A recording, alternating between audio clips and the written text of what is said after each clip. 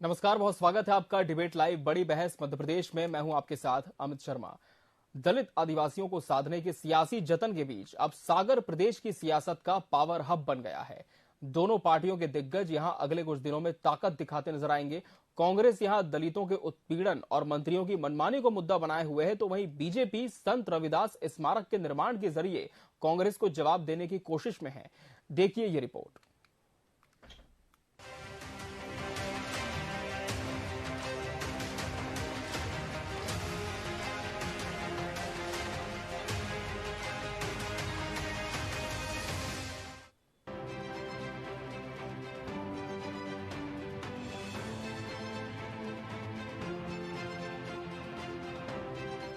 BJP समरसता यात्रा के जरिए सागर में माहौल बना रही है। प्रधानमंत्री नरेंद्र मोदी 12 अगस्त को सागर में संत रविदास के मंदिर की आधारशिला रखने के साथ जनसंवाद करेंगे। कई स्थानों से समरसता यात्रा निकाली जा रही है, जो 12 तारीख को सागर पहुंचेगी। छोटा यहाँ मंदिर बन जाए, तब मन में आया था कि छोटा क्यों बनना चाहिए तो विशाल और भव्य मंदिर बनना चाहिए। तो भव्य, दिव्य और अलौकिक मंदिर संत रविदास जी का बनने वाला है और पूरा उसकी प्रक्रिया पूरी हो गई। क्या क्या बनेगा ये सब तय हो गया। 3D इमेज भी उसकी आ गई, उसका पूरा प्रारूप भी बन गया। सारी प्रक्रिया पूरी होकर भूमि पूजन होकर काम प्रारंभ वहां होगा। संत रविदास जी जिन्होंने सामाजिक समरसता का संदेश दिया, सामाजिक सद्भाव का संदेश दिया, उनकी याद में जो मंदिर बन रहा है, इसकी दीवारों के ऊपर जो उनके संदेश है, उनकी दीक्षाएं, उनके दोहे वो उकेरे जाएंगे। साथ ही जो उनकी कही गई बातें, उनका जो व्यक्तित्व है, कृतित्व है, वो निश्चित तौर पर इस मंदिर में कलाकृतियों के माध्यम से उकेरा जाएगा। और इसको लेके पूरे प्रदेश में 25 जुलाई से 5 स्थानों से समरसता यात्राएं निकल रही है। बात करें तो बालाघाट, सिंगरौली, धार के मांडो अलग अलग स्थानों से निकली, जिसका समापन भी कल सागर में होगा प्रधानमंत्री जी की उपस्थिति में। इस यात्रा को बुंदेलखंड की दलित बाहुल्य सीटों को साधने का जतन माना जा रहा है। वहीं कांग्रेस अध्यक्ष मल्लिकार्जुन खड़गे भी सागर क्षेत्र में बड़ी सभा से अपनी आमद दर्ज कराने को तैयार हैं। ये उनका मध्य प्रदेश में पहला चुनावी दौरा होगा। प्रदेश कांग्रेस अध्यक्ष कमलनाथ ने कार्यक्रम की तैयारी के लिए प्रदेश पदाधिकारियों की बैठक बुलाई है। वहीं पूर्व मंत्री लखन घनघोरिया को कार्यक्रम का प्रभारी बनाया गया है। खास बात ये है कि खड़गे ने हाल ही में मध्य प्रदेश में दलित उत्पीड़न का भी मामला उठाया था। इधर कांग्रेस सांसद राहुल गांधी अब सितंबर में मध्य प्रदेश आ सकते हैं। पहले उनका 8 अगस्त को शहडोल जिले के ब्योहारी में सभा का कार्यक्रम था, लेकिन इसे टाल दिया गया। कांग्रेस की राष्ट्रीय महासचिव प्रियंका गांधी वाड्रा जबलपुर और ग्वालियर में जनसभा को संबोधित कर ही चुकी हैं। भारतीय जनता पार्टी का चरित्र, उनका कद, उनकी झूठी घोषणाएं और उनके वायदे रविदास जी के कद से बहुत छोटे हैं। और जिन लोगों ने पूरे प्रदेश में दलितों का अपमान करने का कीर्तिमान बनाया है, मेरी उनसे हाथ जोड़कर प्रार्थना है कि वो रविदास जी के कद को अपवित्र न करें। बहरहाल देखना यह है कि सागर का शक्ति प्रदर्शन दोनों दलों में किसे सत्ता तक पहुंचाने की शक्ति देता है। फिलहाल तो पूरी सियासत की गागर सागर में ही सिमटी दिखाई दे रही है। टीवी 24 के लिए अतुल विनोद पाठक की रिपोर्ट। और चलिए इसी विषय पर चर्चा की शुरुआत करते हैं हमारे खास मेहमानों के साथ। हमारे साथ बीजेपी नेता सचिन के वर्मा जी जुड़े हैं। सचिन जी, आपका बहुत बहुत स्वागत है। कांग्रेस प्रवक्ता कमलेश खातरकर जी इस डिबेट का हिस्सा है। कमलेश जी, आपका भी बहुत बहुत स्वागत है। वरिष्ठ पत्रकार और राजनीतिक विश्लेषक डॉक्टर भूपेंद्र सुलेरे जी भी हमारे साथ चर्चा में जुड़े। डॉक्टर भूपेंद्र जी, आपका भी बहुत बहुत स्वागत है। चर्चा की शुरुआत हम मीडिया पैनलिस्ट बीजेपी सचिन के वर्मा जी से करेंगे। सचिन जी, जिस तरह से अब संत शिरोमणि सदगुरु श्री रविदास जी का विशाल मंदिर का निर्माण प्रदेश सरकार कराने जा रही है और इसके लिए कई महीनों से तैयारियां जारी थी। यात्रा में 20,641 गांव से मिट्टी और 313 नदियों के जल का संग्रहण किया गया है। ऐसे में जहां आपकी पार्टी इसे धर्म का केंद्र बता रही है, लेकिन विपक्ष क्यों फिर इस पर लगातार निशाना साध रहा है? देखिए जी, पूजनीय संत रविदास जी ना जी ने एक उक्ति उनकी काफी प्रसिद्ध है जी कि मन चंगा तो कटौती में गंगा। जी बिल्कुल।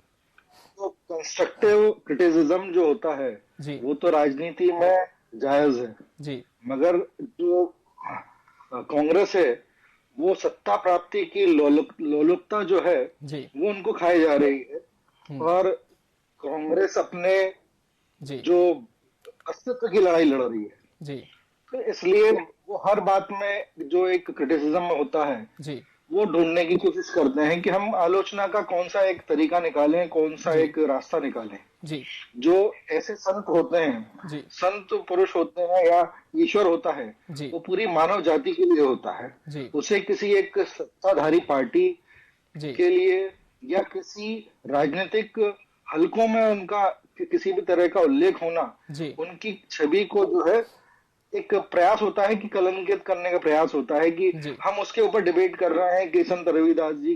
अब संत रविदास जी पूरे समाज के लिए हैं, जी समाज के सारे वर्गों के लिए हैं, जी पूरी मानव जाति के लिए हैं। जी ठीक है कमलेश जी, संत रविदास जी जब पूरे समाज के लिए, संपूर्ण मानव जाति के लिए, जैसे कि बीजेपी कह रही है, तो फिर आपकी पार्टी क्यों इसे राजनीतिक मुद्दा बना रही है? जी अमित जी, मैं एक बात, सचिन जी ने भी संत रविदास जी के एक कोट से बात शुरू की, मैं उनके संत रविदास जी के एक दोहे से बात शुरू करना चाहता हूँ। जी जी मन ही पूजा, मन ही पूजा, मन ही धूप, मन ही सेऊ सहज स्वरूप, मन ही सेऊ सहज स्वरूप। इसका अर्थ यह है कि निर्मल मन में तो भगवान वास करते हैं जी। अगर आपके मन में किसी के प्रति बैर का भाव नहीं है जी, कोई लालच नहीं है, कोई द्वेष नहीं है, तो आपका मन ही भगवान का मंदिर है। अब भारतीय जनता पार्टी के विद्वान प्रवक्ता मेरे सचिन भाई से मैं एक बात कहना चाहता हूं जी। लगभग 20 वर्षों से मध्य प्रदेश में आपकी सरकार है जी। मध्य प्रदेश का ऐसा कोई जिला नहीं है जहां दलितों पर अत्याचार नहीं हो रहे जी। चाहे वो सागर हो, दमोह हो, छतरपुर हो जी, विदिशा हो, सीहोर हो। आज भी ये स्थिति है कि दलितों को घोड़े पर चढ़कर बारात निकालने में भी मुश्किल आती है जी। मैं आपको एक घटना बताना चाहता हूं छतरपुर जिले की जी। 9 फरवरी को एक कांस्टेबल है हमारे दयानंद भाई, उनकी शादी थी जी। वहां दबंगों ने उनकी बारात नहीं निकलने दी। 10 तारीख को अंततः पुलिस के साए में वो उनको बारात निकालने पड़ी।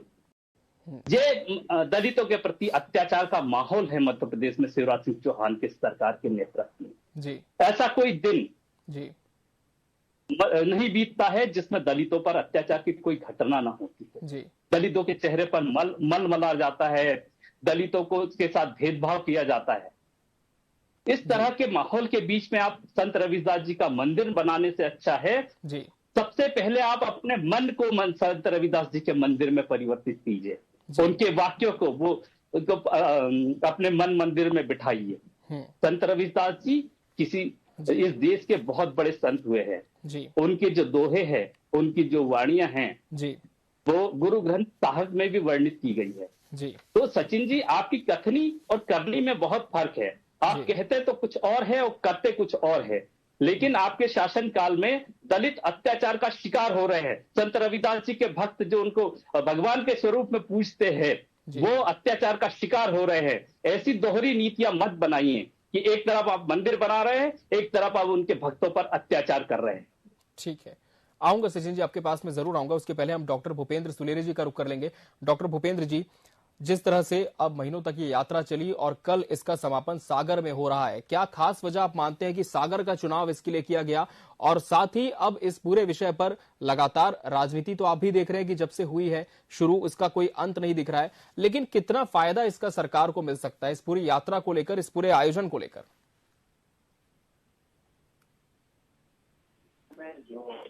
जी जनसंख्या है जी कमिटी के माने तो ज्यादा जी जी महापौर की तरफ चले जाते की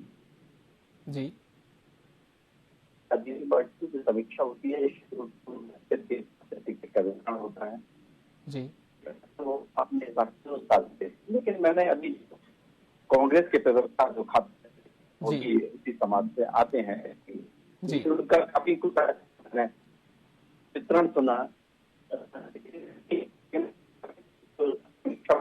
काफी कुछ अच्छा था। ये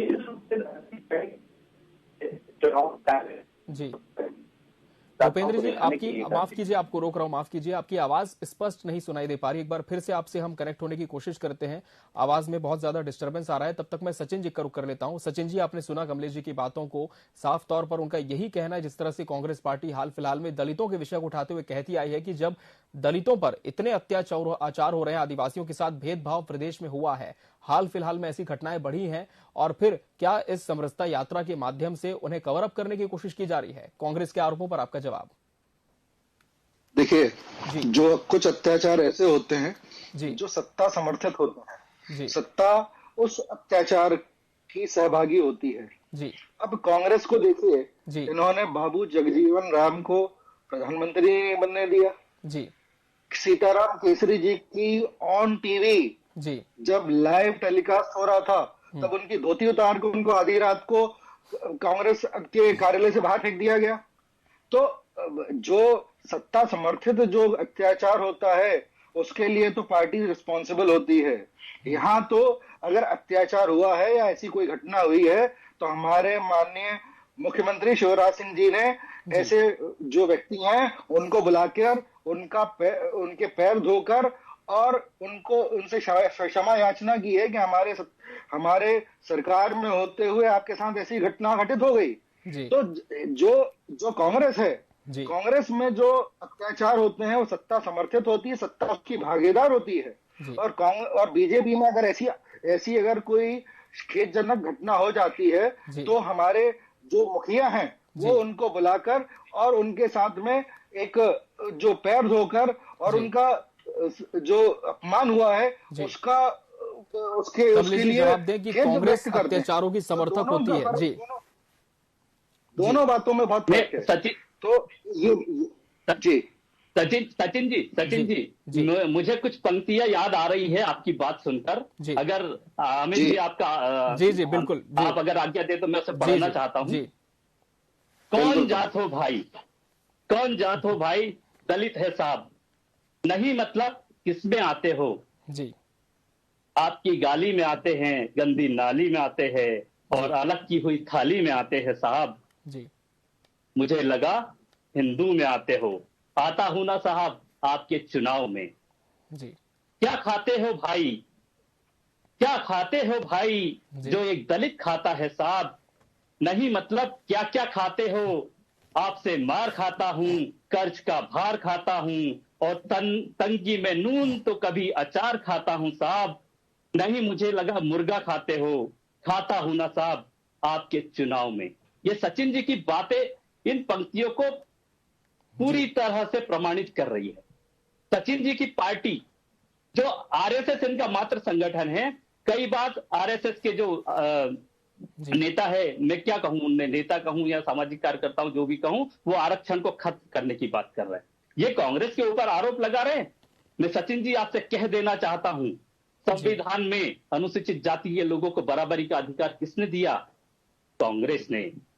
उनको नौकरियों में आरक्षण किसने दिया? कांग्रेस ने। स्कूल में पढ़ने का अधिकार किसने दिया? कांग्रेस ने। सम्मान से जीने का अधिकार किसने दिया? कांग्रेस ने। और यहां आपके सामने मुझे डिबेट करने का अधिकार दिया तो कांग्रेस ने दिया। तो आपके बहकावे में जनता आने वाली है नहीं। ठीक है, डॉक्टर भूपेंद्र जी से हम फिर से जुड़ गए हैं। डॉक्टर भूपेंद्र जी, आपकी बात पूरी करें, उस समय आपकी आवाज नहीं मिल पा रही थी। जी, दलित समाज बहुत अच्छे से जानता है जी कि अब वो आपके बहकावे में आने वाला है नहीं। ठीक है, ठीक है। डॉक्टर भूपेंद्र जी, आप मुझे सुन पा रहे हैं? जी, आपकी बात पूरी करें। दोनों मैंने प्रवक्ताओं को सुना और मुझे ये राजनीति तो होनी चाहिए क्योंकि राजनीति दल है और राजनीति करते हैं। जी। अब समय क्या है और समय की अनुरूपता क्या है, ये अलग विषय है। जी। निश्चित रूप से चुनावी वर्ष है और चुनावी के दौरान अभी संत रविदास जी को जो 12 तारीख को सागर जिले में जो मंदिर का स्थापना कर रहे हैं, उसमें प्रधानमंत्री जी भी आ रहे हैं, तो इसका संदेश निश्चित रूप से राजनीति प्रेरित है। लेकिन भावना ठीक है, राजनीति प्रेरित हो, लेकिन समाज में अगर समरसता की भावना लाई जाए, जाति भेद को निभाया जाए, उनकी आर्थिक उन्नति के प्रयास किया जाए, तो निश्चित रूप से सराहनीय कदम रहेगा। अब जो सत्ता में जो पार्टी है और विपक्ष में जो पार्टियां हैं, वो एक निश्चित रूप से एक समानता की दूरी और इसके कारण वो सत्ता में जो है वो अपनी लगातार सत्ता बनाना चाहती है उस वोट के आधार पर, और जो विपक्ष में है वो सत्ता के लिए और अग्रसित होना चाहती है। अब बात यहाँ पे है कि जनता के रूप में किस उसकी भावना किस तरह से पहुंचती है, या जनता का छलावा हो सकता है, वो कुछ भी उद्देश्य है।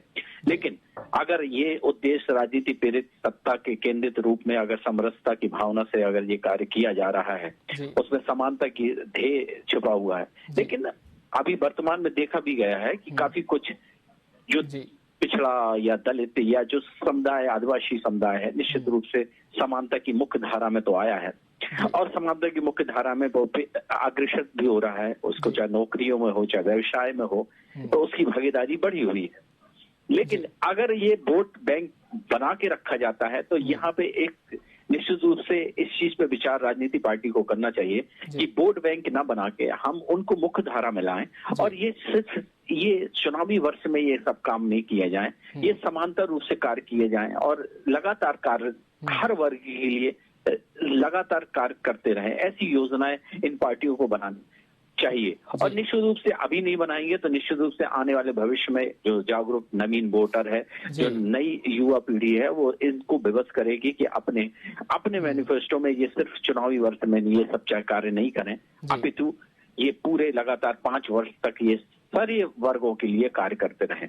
बिल्कुल। अब प्रश्न ये उठता है कि ये सत्ता का केंद्रित रूप से अंतिम वर्ष में क्यों करते हैं और क्यों नहीं करते हैं, इनकी राजनीति जो पार्टियां हैं किस तरह से इस अंतिम वर्ष में क्यों ही निश्चित रूप से ये प्रहार करती हैं। इस सब चीजों के लिए इनको अपने मैनिफेस्टो में, अपने घोषणा पत्र में इस चीज को लागू करना चाहिए, क्योंकि पंचवर्षीय योजना सिर्फ अंतिम वर्ष के लिए नहीं होना चाहिए, क्योंकि लगातार ये 5 वर्षों के लिए होनी चाहिए।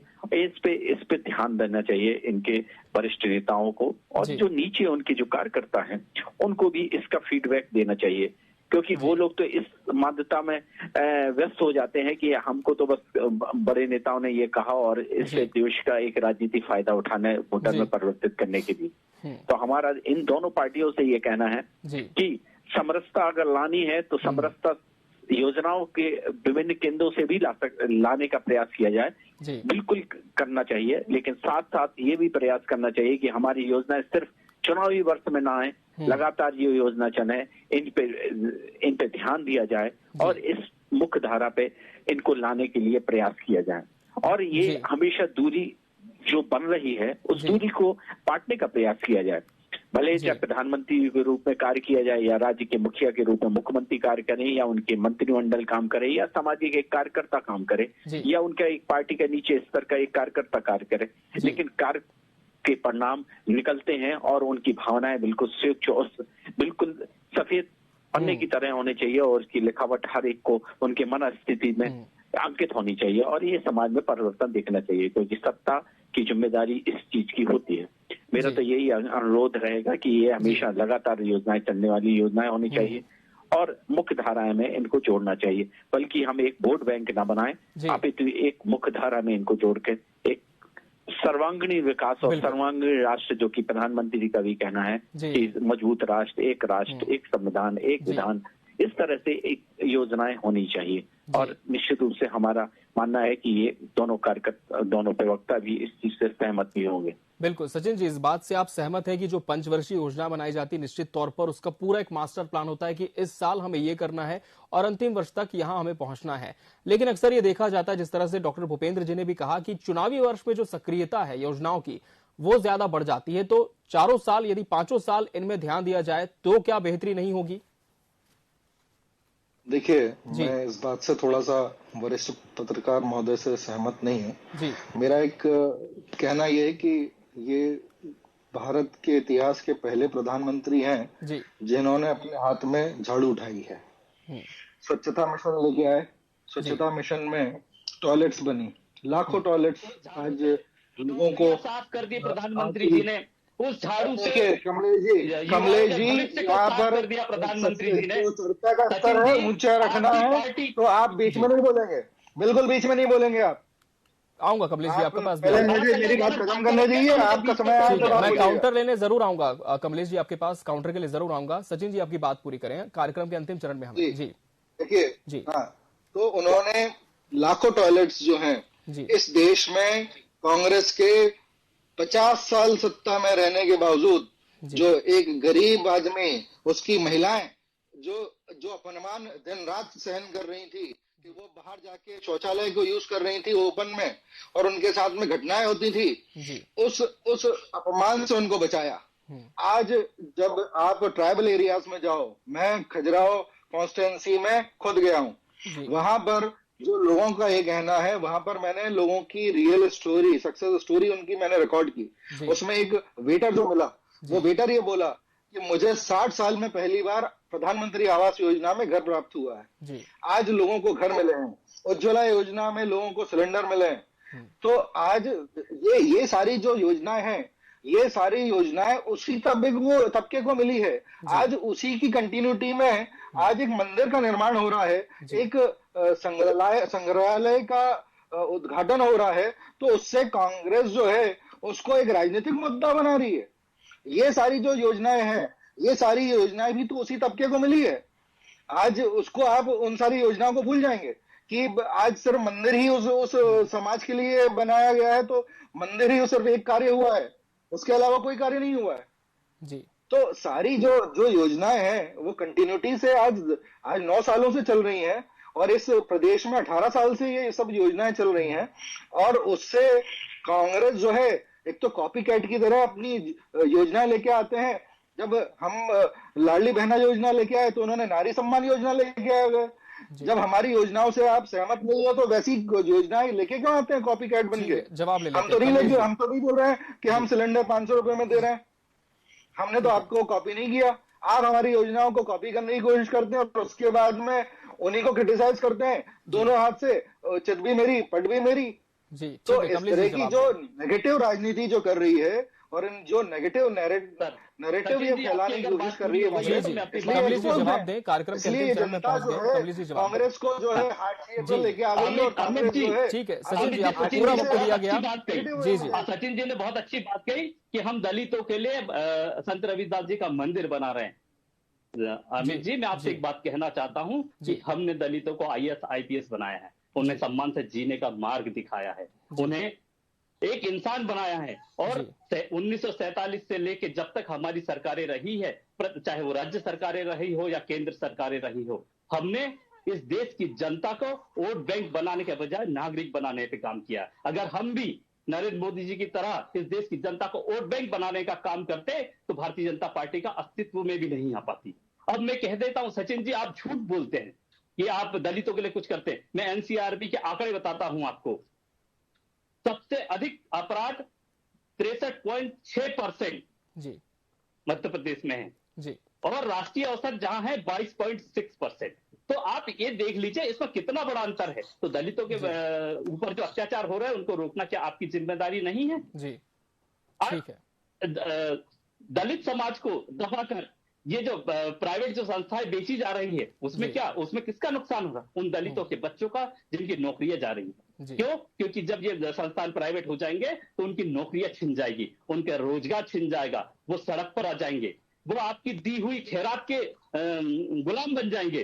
तो मेरा आपसे आग्रह है कि इस तरह के समाज के प्रति षड्यंत्र मत करिए, इस देश को आगे बढ़ने दीजिए, इस देश को विकास करने दीजिए। और ये जो दलितों के प्रति जो आपके जो नेताओं के जो चरित्र है उसके ऊपर पर्दा डालने का प्रयास मत कीजिए। जी ठीक है। डॉक्टर भूपेंद्र सुलेरी जी, कल अब जब PM मोदी आएंगे सागर, जी जी जी, लाइनों से मैं अपनी बात को समाप्त करना चाहता हूँ। जी, समय की कमी है कमलेश जी, चंगा है, बाहर सब चंगा है, सिले जुबान गए हैं, बाकी सब दंगा है। अमित जी, आप इन पंक्तियों को अपने जहन में उतार लीजिए और अपने मन को, चित्त को और अपनी विचारधारा को शुद्ध कीजिए। ठीक है, बिल्कुल हम भी शुद्ध करेंगे। राजनीतिक विशेषज्ञ डॉक्टर भूपेंद्र सुलेरी जी का हम रुख कर लेंगे। आखिरी सवाल डॉक्टर भूपेंद्र जी, अब कल जब PM आएंगे सागर में समापन होगा, क्या लगता है इसके बाद से ये जो समरसता यात्रा है कितना असर अपना छोड़ पाएगी और कितनी मजबूती पार्टी को मिलेगी, कितनी चुनौती विपक्ष के लिए होगी? देखिए, निश्चित रूप से जो सामाजिक समरसता यात्रा निकाली है इन्होंने विभिन्न जिलों से और विभिन्न तिथियों में, उस जागरण का प्रभाव तो पड़ा है, क्योंकि मैंने अभी देखा है। और इनके जो जातिगत नेता हैं वो भी सक्रियता में हैं, जो उनके और भी जो विभिन्न और जातियों के नेता हैं वो भी, और प्रधानमंत्री जी का चित्र आगे करके उसको कर रहे हैं, तो निश्चित रूप से प्रधानमंत्री जी का प्रभाव है लोगों की मन स्थिति में, प्रभाव तो पड़ेगा। आप प्रभाव कितना अधिक पड़ता है ये तो फिर मतदान में पड़ेगा, लेकिन जनता में लग रहा है, लोगों को, कार्यकर्ताओं को कार्य मिल रहा है, कार्यकर्ता लोग आगे हैं। लेकिन तब भी अगर कोई पार्टी, किसी भी पार्टी का कोई भी नेता अगर अच्छा काम करता है तो उसकी तारीफ होनी चाहिए। अब जैसे ये भी स्वच्छता अभियान निश्चित रूप से बड़ा कार्य था, आयुष्मान योजना भी उनकी बड़े कार्य थे, और ये समरसता के अगर इसको गतित्व तक पहुंचाते हैं तो काम कोई भी पार्टी करे, कुछ राष्ट्र के लिए अगर कर रही है तो उसकी तारीफ दोनों नेताओं को करनी चाहिए। लेकिन संदेश समरसता का पहुंचना चाहिए, समानता में आर्थिक उत्थान होना चाहिए। निश्चित रूप से कई चीजें हैं जो कि इन पार्टियों के रूप में उन लोगों को मिलना चाहिए, और ये संदेश निश्चित रूप से जा रहा है। लेकिन अब जो विपक्ष पार्टी है उसकी क्या कमियां हैं, क्या खामियां हैं, क्या संदेश मोटर तक पहुंच पा रहा है कि नहीं पा रहा है, अब वो किस तरह से तय करती हैं, ये आगे की रणनीति विपक्ष पार्टी की है। और हम लोग तो समीक्षा के रूप में निश्चित रूप से एक मतदाता और पत्रकार के रूप में देख रहे हैं, तो इसका प्रभाव तो पड़ रहा है। और अभी जब इनकी रैलियां जो निकल रही है और कल 12 तारीख है तो निश्चित रूप से उसका भी बिल्कुल, तो कल 12 तारीख को और भी स्थिति स्पष्ट हो जाएगी कि इस समरसता यात्रा का कितना प्रभाव हुआ है। बहरहाल समय हमारे पास इतना ही था। आप तीनों मेहमानों का बहुत बहुत शुक्रिया हमसे इस डिबेट में जुड़ने के लिए। इसी के साथ मध्य प्रदेश डिबेट लाइव बड़ी बहस में आज के लिए फिलहाल इतना ही। मुझे दीजिए इजाजत, नमस्कार।